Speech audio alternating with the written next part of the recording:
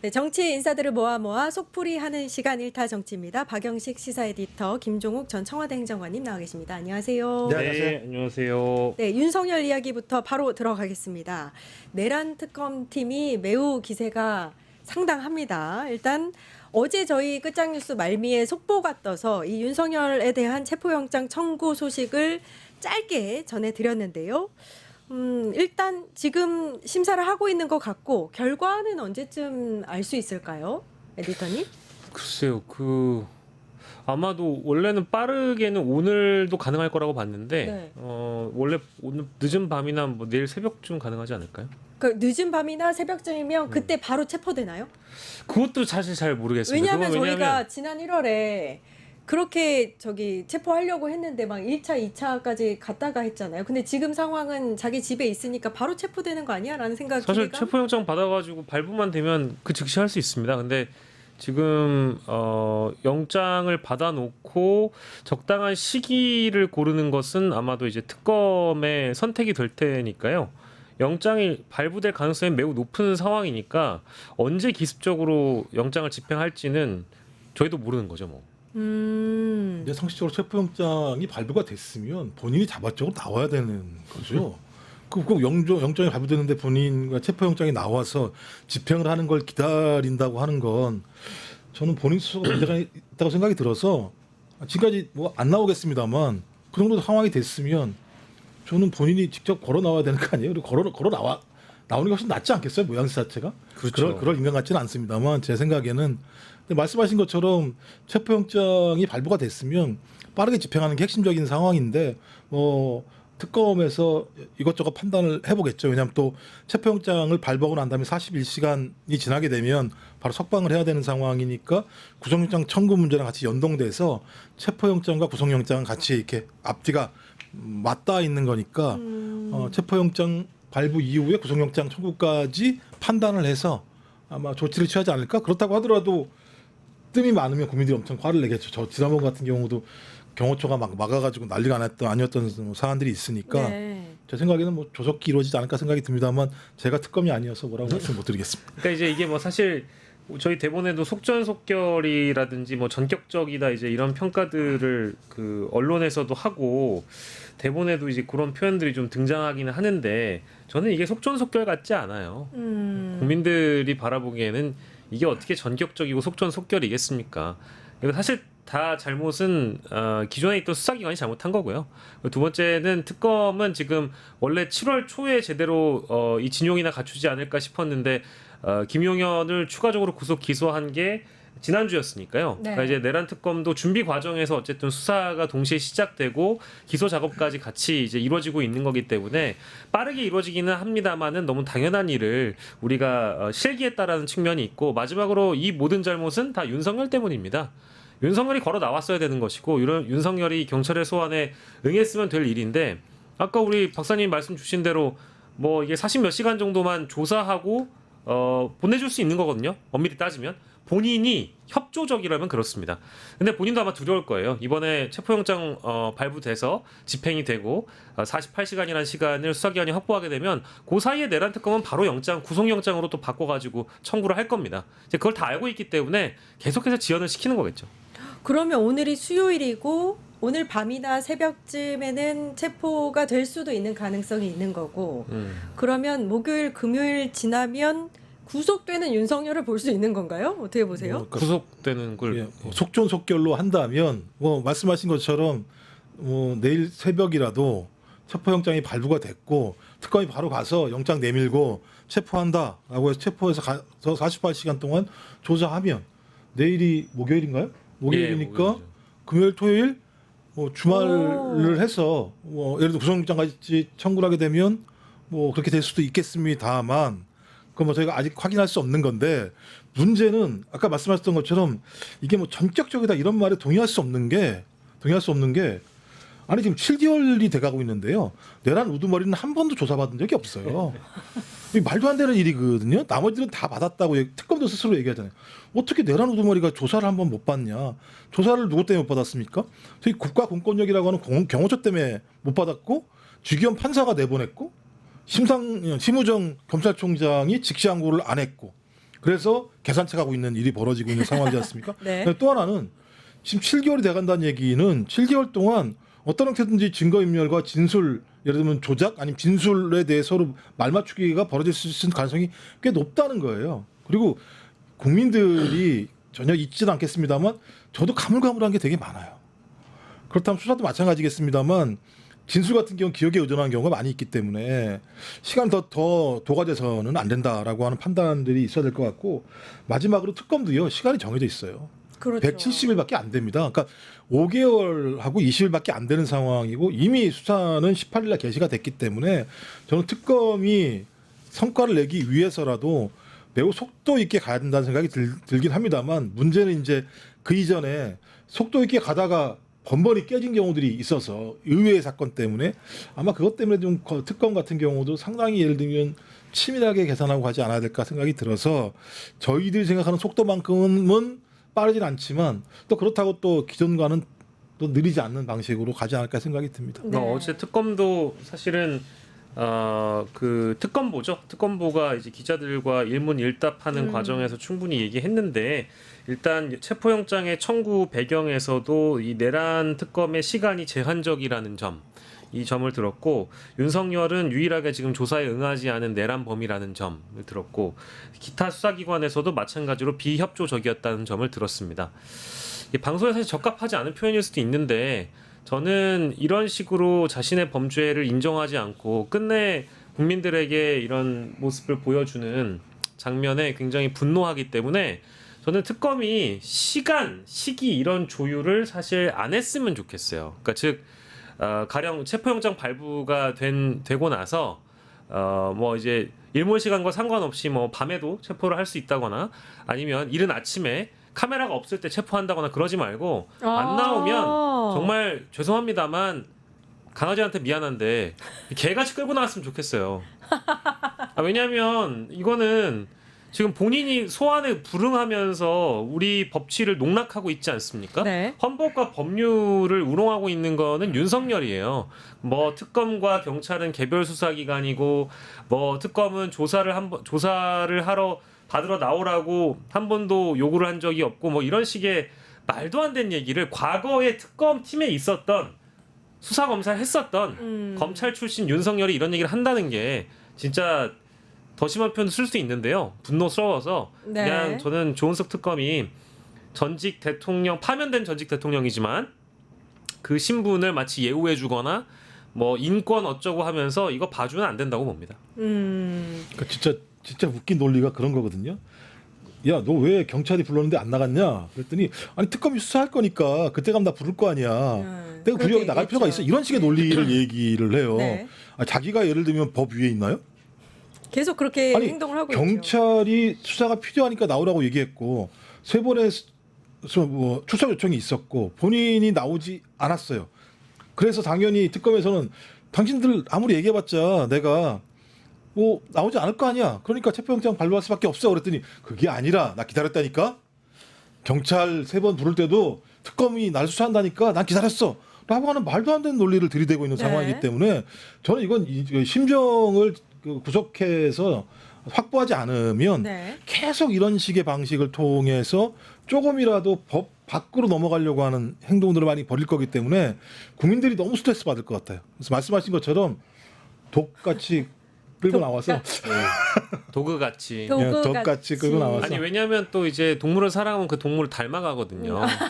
예, 그래서 뭐 지금 이제 기왕 네. 이렇게 된 김에 기왕에 이렇게 한강에 된 거. 가서 계산책도 시켰던 사람 아닙니까? 자꾸 이렇게 국민들을 네. 분노하게 만들면 특검이 이 법의 엄중함을 보여줄 테니까 조금만 기다리시라 이렇게 말씀드립니다. 네. 빠르면 주말쯤이면 그 모습을 끌려 나오는 모습을 또 그리고 이제 체포된 이후에 구속되는 모습을 볼 수 있다고 하셨는데 또 끝장 뉴스가 주말에도 계속 방송을 합니다. 끝장 그렇습니다. 뉴스를 통해서 이 소식을 꼭 전달 받으셨으면 일단 내일 네. 체포영장이 꼭 발부됐으면 좋겠다 이런 네. 생각을 해요. 왜냐하면 체포됐으면 예외의 일들이 항상 벌어졌으니까.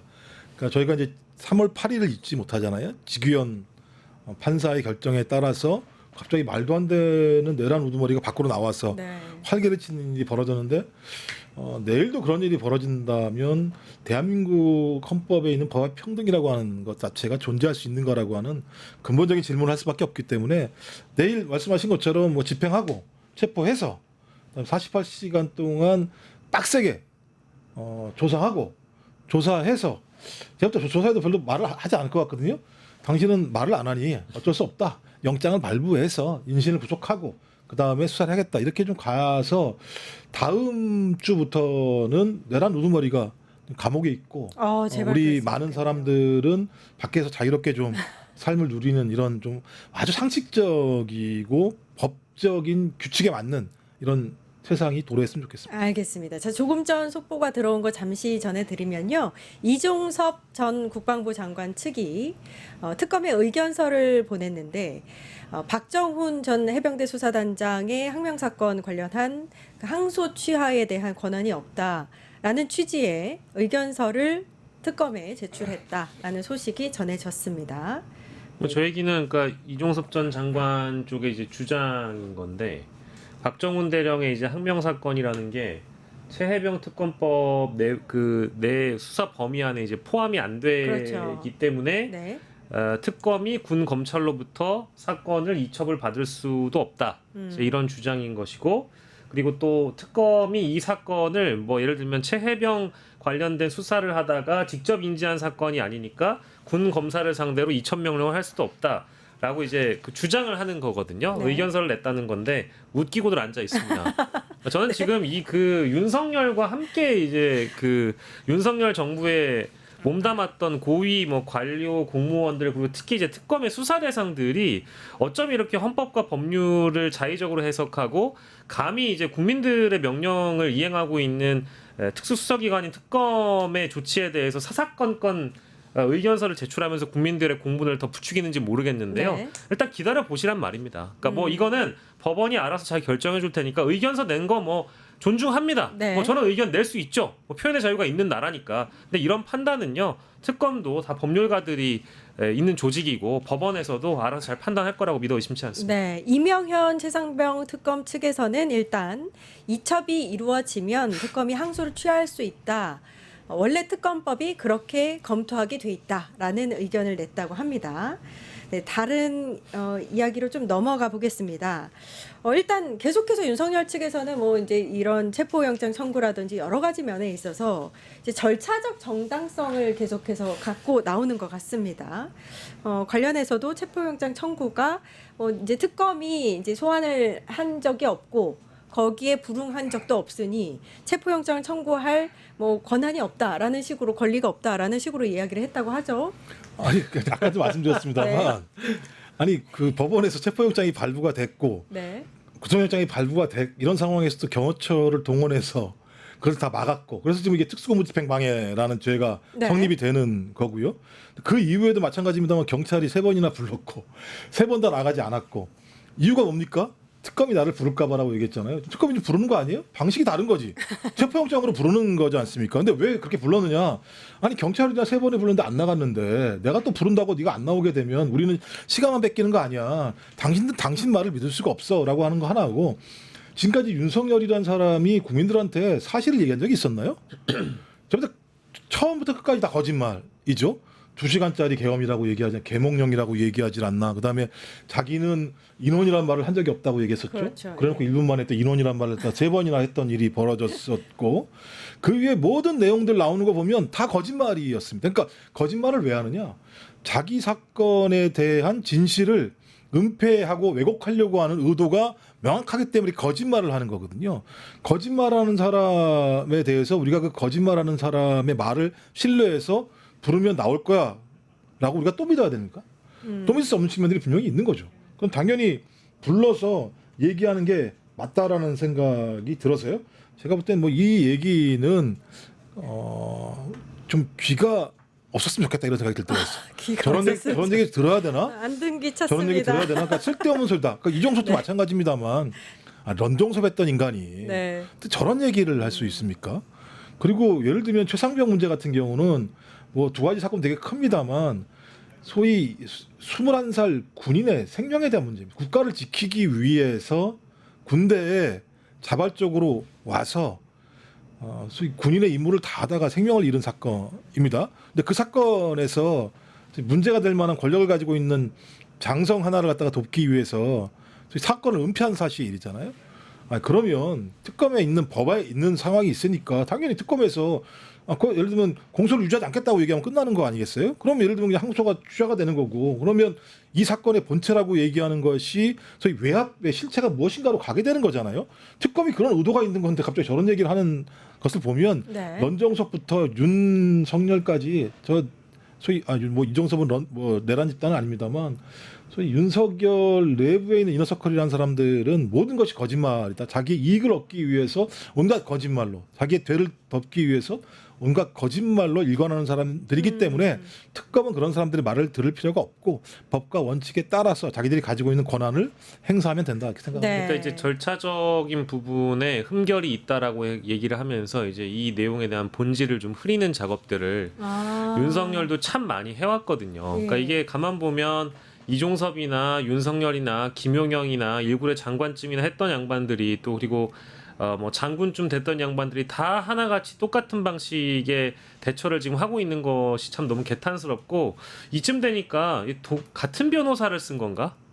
같은 법무법인이 썼나? 이제 이런 생각이 들 정도예요. 이제 좀 지긋지긋합니다. 뭐 네. 방어권을 침해당했다부터 시작을 해가지고 이런 전격적인 조치는 나는 특검 수사 기다리고 있었는데 나는 한 번도 특검 조사에 불응하려고 안 했고 원래는 부르면 나가려고 그랬고, 이런 말 자체가 일단 더 국민들만 분노하게 만들고 특검에 있는 양심적인 이제 수사관들이나 이제 검사들이 보기에도 빨리 체포해가지고 빨리 판단 받아야 되겠다. 네. 오히려 이제 재촉만 할 뿐이다라고 말씀드리고 싶습니다. 근데 이런다고 해가지고 뭐 이 사람들을 지지하는 뭐 일부 뭐 국민들이 있을 수 있죠.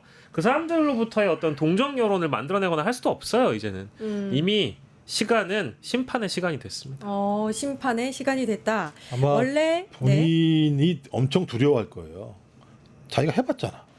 특검이 어떤 건지 본인이 해봤잖아요. 네. 칼질을 얼마나 해야 됐습니까? 따지고 보면 박근혜 특검 때도 마찬가지고 들어가는 순간 못 죽는다. 나온다는 거죠. 아는 거죠. 이 사건은 또 다른 사건이 내란죄예요. 내란죄는 무기징역 아니면 사형입니다. 사형이죠. 거기다 외환까지 가고 네. 만약에 군용법상 반란죄까지 만약에 나중에 인지되는 사건은 수사할 수 있거든요. 그것 때문에 제가 볼 때는 뭐 대책이 없는 길이기 때문에 들어가지 않으려고 할 것이고 아마 엄청난 공포감에 질려 있을 거라 생각이 들어요. 그냥 본인이 한 일이 있으니까, 그리고 특검이 뭘 하는지를 아니까. 본인이 그래서 거기에 들어가는 순간 인생 끝이라고 하는 사실을 아니까. 근데 그러려면 그런 짓을 하지 말았어야지. 그렇죠. 라고 저희는 얘기할 수밖에 없는 거죠. 네. 외환 말씀을 하셨으니까 내란 특검이 들여다보는 혐의 중에 하나가 또 외환인데, 어제 들려온 소식 중에 하나는 특검에 국방 전문 감사원 감사관 3명이 합류했다라고 합니다. 자, 사실 윤석열에게 외환죄 적용이 가능한가 여부에 대해서도 관심사인데 어떻게 보세요? 일단은 그 국방 분야 감사관이 합류된 게 특검 역사상 아마 처음일 겁니다. 이제 감사관이 들어간 게 처음이라고 하고, 이게 결국에는 그 공무원들이 받는 감사라는 것과 검찰과 경찰이 하는 수사라는 것은 좀 다른 영역의 일이기 때문에 조은석 특검이 이제 감사위원으로도 계셨고, 감사원에서 공무원들 이제 감사하는 과정이나 어떤 절차들 그리고 어떤 부분들을 디테일하게 좀 뜯어봐야 될지에 대한 부분이 아무래도 수사기관들의 수사와는 좀 다르다는 판단 때문에 이 3명을 합류시킨 걸로 보이고요. 그리고 또 이 합류시킨 이 배경으로는 방금 말씀해주신 이제 외환죄 법리 검토가 있는데 뭐 간단치는 않을 것 같습니다. 그러니까 저도 외환죄를 좀 살펴보고 들어왔는데 여기에 뭐 13개 조항 정도 있는데 외환 유치죄나 외환죄에 들어가 있는 대목을 보면은 어쨌든 이 그 대한민국에 대한 전쟁을 일으키는 과정에 외국인이나 외국과 통모를 할 경우라고 써 있어요. 그러니까 결국 북한을 국가로 볼 것인가? 여기 하나가 있죠. 외국이라고 나와 있으니까. 그러니까 법적으로만 말씀드리는 겁니다. 그러니까 외환죄가 성립하려면 북한을 법률상 외국이나 적국으로 볼 수 있는지 해석이 필요한데, 우리 헌법 3조에 이제 그런 얘기가 나와 있잖아요. 그 대한민국의 영토는 한반도와 그 부속도서로 한다는 얘기가 나와 있는데 북한 들어가 있지 않거든요. 이제 그러다 보니까 북한을 국가로 볼 수 없다라는 반론이 일단 법조계에서 있었고, 이거는 과거에 그 내란죄 말고 외환죄를 검토해봐야 된다라는 그 주장이 나왔을 때도 이제 요 대목이 가장 이제 핵심 포인트였고요. 그리고 두 번째는 아까 말씀드린 대로 외국과 외국인과 통모를 해야 된다는 거거든요. 소위 내지 공모해야 되고 통해야 되고 해야 된다는 얘기인데 김정은과 소통을 했는지 북한에 누구와 소통을 했는지 뭐 이제 이런 것들에 대한 실제 범행을 모의하는 과정에 북한과의 개입설 이거를 뭐 예를 들면 수사할 수 있는가 직접 조사가 가능한가 이제 이런 대목들도 뭐 이제 법률가들이 짚었던 부분인데 그거 말고도 뭐 일반 이적죄 이런 것들은 가능하다라고 얘기하고 있습니다. 그러니까 대한민국의 군사상 이익을 해할 경우라는 그 조항이 있거든요. 그러면 이 뭐 일반 이적죄 같은 경우에는 지금 무기징역 또는 3년 이상의 징역형으로 돼 있거든요. 요거 정도는 적용이 가능할 거다라는 법조계의 법리적 뭐 쟁점 해석인데 저는 사실 뭐 이런 거 굳이 이렇게 막 따지지 않는다 하더라도 이 외환 유도 행위 자체가 이미 다 드러나 있기 때문에 그렇죠. 법률적으로 적용하는 데는 사실 크게 어렵지는 않을 것 같다는 생각이 듭니다. 어떻게 보세요, 임장관님은? 그러니까 제가 딱 보니까 그 감사관이 왔다는 얘기가 좀 재미있는 대목인 것 같기는 해요. 감사관이 왔다는 게 주로 이제 감찰을 하는 거잖아요. 따지고 보면 내부 감찰을 하는 건데 내부 감찰은 어떤 걸 하겠습니까? 지시가 어떻게 이행이 됐을까? 어떻게 감춰졌을까? 이런 내용들 아니겠어요? 주로 한다면. 근데 지금 이 외환죄는 다 5가지 정도가 걸려 있어요. 만약 외환죄를 적용하게 된다면 사건 내용이 어떤 거냐면 오물풍선입니다. 오물풍선이 날라오게 되면 원점을 타격해라라고 얘기를 한 거죠. 김영현이 그다음에 두 번째가 뭐냐면 휴전선에 아파치 헬기가 날아가는데 고도가 아래로 확 내려가게 해요. 그 자기들도 운전하는 사람도 야 이거 잘못하면은 교전이 발생할 수 있겠는데라고 얘기를 했어요. 세 번째가 연평도에서 포격 훈련을 했는데 너무 심각한 포격 훈련을 했어요. 거의 전쟁과 유사할 정도의 포격 훈련을 했다고 얘기를 해요. 네 번째가 평양 상공에 드론을 날렸어요. 네. 그것도 예를 들면 고위급 인사들이 있는 지역에 그러니까 봐라 우리 드론 날아간다라고 거의 알릴 정도의 상황이었고 다섯 번째가 계엄 10여일 전에 국군 정보사령부 요원들이 몽골에서 대북 공작을 시도하다가 현지 정보당국에 붙잡혔다라는 또 의혹이 있어요. 이 5건의 사건이라고 하는 것이 혼자만 할 수 있는 게 아니잖아요. 지시계층, 지시 계통이 다 있을 거 아니겠습니까? 그럼 어떤 의도로 지시가 됐는지 그것이 예를 들면 구두로만 지시가 된 건지 아니 문서가 다 있을 거라 생각이 들거든요. 그러면 그 과정에서 그 내용에 대한 구체적인 사실들을 확인하게 된다면 말씀하신 아까처럼 얘기했던 일반 이적죄 관련해서 막 수사를 하다가 그런 내용들이 하나하나 튀어나오게 되면 이거 확실한 외환죄인데? 라고 얘기하면 인지된 수사를 갖다가 다시 확장할 수 있어요. 인지됐기 때문에. 그러면 제가 볼 때는 여러 가지 정황을 보게 되면 이런 내용들이 외환죄로 갈 수 있을 가능성들이 꽤 있으려면 중간고지로서 저희 감사관이라고 하는 감찰 내용들이 들어갈 필요가 있다는 생각이 들어서 아마도 특검에서는 그런 것들에 대한 내용들, 그러니까 군이라는 건 특수한 집단이니까 그런 걸 판단을 해서 요청을 하지 않을까 생각이 들어서 상당히 예를 들면 제가 볼 때는 좀 작심을 했구나라는 생각도 들긴 해요. 매우 적절한 합류였다. 감사원, 감사관 3명 합류에 대한 평가를 해주셨고요. 내란 특검이 또 윤석열에 대한 출국 금지 조치를 또 다시 한 겁니다. 그러니까 특검을 주체로 해서 윤석열의 출국 금지 조치를 내린 거죠. 이 부분은 어떻게 보셨어요? 그러니까 구속으로 가려는 뭐 절차 중에 하나로 보면 될까요? 너무 당연한 조치고요. 저는 사실은 이제 이걸 보고 나가지고 원래 출국 금지 조치가 안 돼 있었나? 뭐지? 이제 이런 잠깐 의문점이 좀 들었습니다만은 뭐 이거는 당연히 그 체포 영장 이후에 이제 구속 단계에 들어가는 피의자를 대상으로 할 수 있는 수사기관의 뭐 기본적인 조치라고 저는 봅니다. 보통 출국 금지를 하게 되는 경우는 도주로를 차단하는 경우고 그리고 이렇게 출국 금지를 조치를 하게 되면은 당연히 수사기관으로서는 수사의 주도권을 확보하는 모습을 국민들의 대상으로 또 보여줄 수 있고 이게 결국에는 다른 내란 종사범들과 동일한 무게로 내란 수괴를 심판해야 되기 때문에 지금 다른 사람들도 대부분 다 출국 금지 조치가 되어 있거든요. 아마 내가 내란 국무회의에 들어갔던 국무위원들도 다 지금 출국 금지가 돼 있잖아요. 근데 이거는 뭐 저는 당연한 조치라고 봐서 글쎄요. 뭐 이제 와서 출국 금지라고 하니까 조금 이상하긴 한데 진작에 했었어야 됐다라고 봅니다. 아마 원래 이제 출국 금지 조치는 법무부 측에서 해 놓은 상태였던 것 같고 주체가 이제 특검이 이제 다루는 걸로 됐으니까 내란 혐의에 대해서 아마 이 주체를 바꿔서 새로 이제 출국 금지 조치를 내린 걸로 저는 알고 있는데 뭐 기본 조치를 해야 되는 거죠. 네, 왜냐하면 내란죄 당연한, 제가 말씀 내란죄의 우두머리는 사형 아닌 무기징역이에요. 그 정도 상황이면 제가 볼 때 미리국에는 다른 방법이 별로 없는 거 아니겠어요? 살기 위해서라면 당연히 도주료를 막아내기 위해서 출국 금지를 하는 거는 상식적인 문제인 것이고요. 그러니까 제가 볼 때 항상 문제는 윤석열에게만 예외였다. 많은 것들이. 그러니까 그 예외적인 조항들이 아니라 이제는 당신도 법 아래 있어. 그래서 뭐 법불학이라고 그래가지고 이 특검 내란 특검에서 얘기했던 게 법은 모두가 다 평등해라고 얘기하는 측면인데 이제서야 이제 그게 구체적으로 실현되나 보다. 아직까지 모르겠어요. 지켜봐야죠. 뭐 특검이라고 하는 것도 저희가 우려하는 방향으로 갈 수 있기 때문에 특검이 잘할 거다. 그러니까 잘하기를 바라기 위해서, 잘하게 하기 위해서라도 저희들이 눈은 똑바로 뜨고 특검이 올바른 방향으로 가고 있는 건지에 대해서 저는 계속 감시해야 된다고 생각을 합니다. 그 부분과 관련해서는. 유튜브 구독하고 실시간 채팅과 댓글을 남기시면 매일매일 7천 TTCO를 드립니다. 참여 방법은 통통물 어플을 다운로드하고 회원가입과 로그인을 해주세요. 마이페이지에서 나의 회원 고유 번호를 복사해주세요. 유튜브 구독 후 실시간 채팅이나 댓글창에 고유 번호를 한 번만 입력하면 준비 끝! 지금 유튜브 채팅과 댓글 쓰기 참여하고 실천 TTCO 받아가세요.